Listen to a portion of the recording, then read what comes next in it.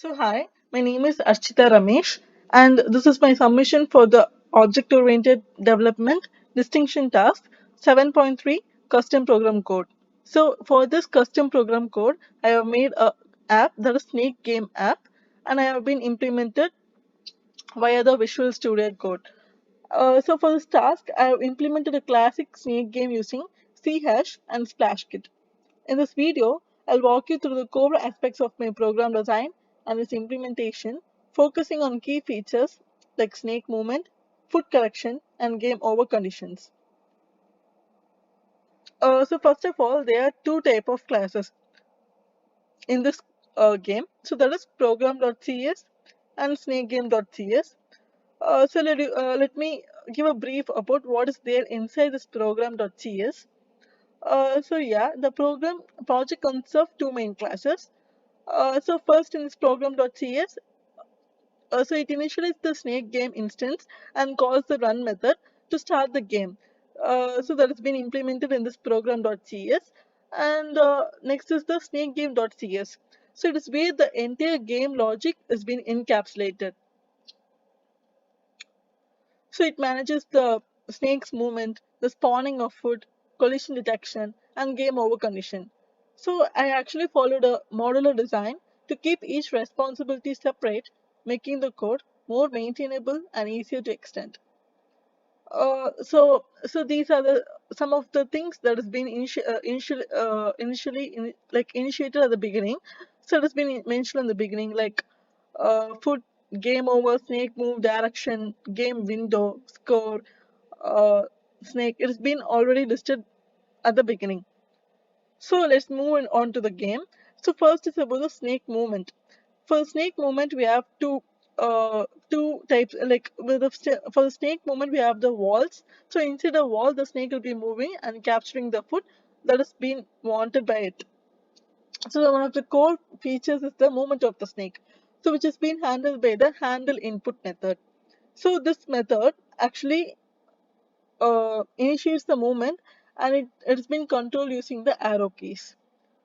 So the gamer reads the player's input and adjusts the snake directions accordingly. So each of the step is a fixed size defined by the constant cell size. Also, the snake cannot move back into itself by restricting the opposing direction input. So that is, if example, if the snake is moving right, it can only change its direction to up or down, not left. Only with the help of players thing, it can change itself.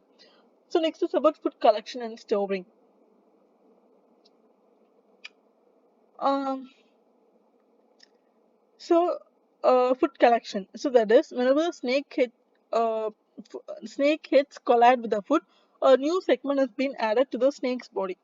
That is, whenever it grabs the foot by itself, uh, the snake gets uh, the snake gets lengthened of its size by 10, by 10, with a 10 cells extra.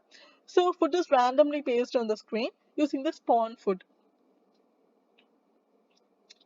Yeah, like uh, with the spawn food method, food is being randomly kept on the screen, so it calculates a new position for the food within the boundaries of the game window. Next is about the collision detection. So in collision detection, so the snakes just whenever it has been hit by a wall or it hit by its own self, it returns a result with a game over. So that is about collision with that. So to make the game more challenging, the collision detection for the wall collisions and self collision has been set here. So the game sets the game over flat true when it hits the own boundary or its own body. So after the game over, it just show game over screen. So after the game is over, the final result is being initiated in the screen, so that's the final score of the player. And also graphics and game loop. So this is the graphics and the game loop. So it is being used with the SplashKit SDK for rendering the game's graphics. So here, this is a draw method. It has been responsible for drawing the snake, foot, and also the score of the screen. So here are some of the colors that have been used here. Uh, which were so the colors which I like have been used here. And also I chose simple rectangular shapes for both the snake and the foot, with green representing the snake and also red representing the foot. So here the game runs in a continuous loop where each iteration involves user handling input, and also the loop is being controlled by the run method. So finally concluding, um, in this conclusion, my snake game successfully implements core programming skills such as user input handling, game logic, and rendering using object-oriented principles. And it also allowed me to focus on each aspect of the game, like individually, making the code efficient and easy to maintain. Thank you.